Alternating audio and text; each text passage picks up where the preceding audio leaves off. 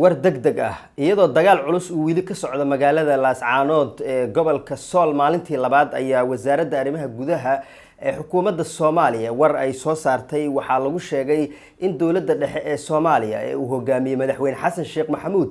ay dalbanayso in si degdeg ah loo joojiyo dagaalka ka socda Laascaanood sidoo kale wasiirka arrimaha gudaha oo aqrinayay warkaasi Axmed Macalin Fiqi waxa uu sheegay in dawladda federaalka Soomaaliya sida dastuurka ku meel gaarka uu qabo ay soo dhaweynayso rabitaanka shacabka reer Laascaanood oo ah in ay ka go'aan oo ay ka madax banaanadaan maamulka Somaliland oo ay hoostagayeen 15 sano ee la soo dhaafay waxa Axmed Macalin Fiqi sheegay in shacabka reer Sool ay xaq u leeyihiin rabitaankooda oo uu qabo dastuurka Soomaaliya in cid waliba ay ka mid noqon karto maamulkii ay doonto ee federaal ah Axmed Macalin Fiqi waxa uu sheegay in dagaalka ka socda Laascaanood hore loo soo tijaabiyay isla markaana wax natiijo ah aan hore looga helin dagaaladii qabaa'ilaadka iyo maamulada ee dalka ka dhacayay tan iyo burburkii dawladda dhexe ee Soomaaliya warka Axmed Macalin Fiqi ayaa imaanaya iyadoo shalay dagaaladii ka dhacay magaalada Laascaanood ay ku dhinteen ku dhawaad 100 qofood oo ay u badnaayeen dhinacyadii dagaalamayay dadkaasi dhintay sidoo kale dad shacab ah ayaa kamid ah dadkii dhintay waxaana kamid ah hal qoys oo ka koobnaa 8 ruux oo ay ku jireen hooyo iyo 7 caruur oo ay dhashay kuwaasi oo ku dhacay madfac ay rideen ciidanka Somaliland sida dadka deegaanku ay sheegeen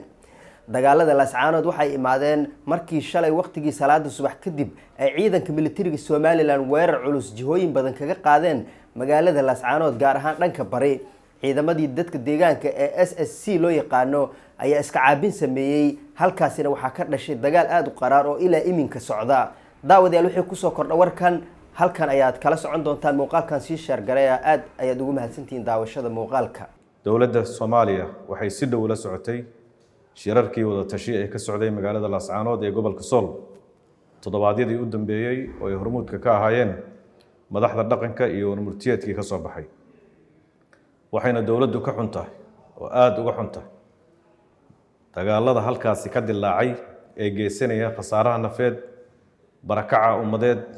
iyo burburka hantiyeed sidaasi awgeed dawladda Soomaaliya waxay halkan ka cadeynaysaa mowqifkeeda ku aadan xaaladda magaalada Laascaanood number 1 dawladda Soomaaliya waxay aaminsan tahay in dhibaatada ka soo cusboonaatay Laascaanood ay tahay mid siyaasadeed oo u dhaxaysa dad Soomaaliyeed oo walaalo ah deegaan iyo dhaqan wadaag ah dibka u dhaxeeyana aan lagu xallin karin adeegsiga xoog iyo dagaal toona 2 dawladda Soomaaliya waxay adkeynaysaa in xalka xaaladda Laascaanood ay saldhig u tahay tixgelinta rabitaanka dadka waddo kasta oo kalena ay uga sii darayso 3 dawladda Soomaaliya waxay garowsan tahay in colaadaha iyo dagaalada dhexdooda ah horey loo soo tijaabshay kuwaas oo aan laga dhaxlin wax natiijo ah sidaas awgeed waxay dawladdu ku baaqaysaa in si degdeg ah loo joojiyo colaadda dadka mas'uuliyiinta ah ee labada dhinacna ay hormuud ka noqdaan dejinta iyo wada xaajoodka arrimaha la isku hayo 4 dawladda Soomaaliya waxaa xil ka saaran yahay ilaalinta mabaadi'da dastuuriga ee dhowrista midnimada dhuleed iyo tandadeed ee Jamhuuriyadda Federaalka Soomaaliya waxayna dawladdu ayadoo ka duulaysa mabda'aad soo dhaweynaysa rabitaanka iyo go'aanada dadka reer Laascaanood 5 dawladda Federaalka Soomaaliya waxay diyaar u tahay inay ka qayb qaadato sidii xasilooni loogu soo dabaali lahaa xaaladda ka taagan magaalada Laascaanood 6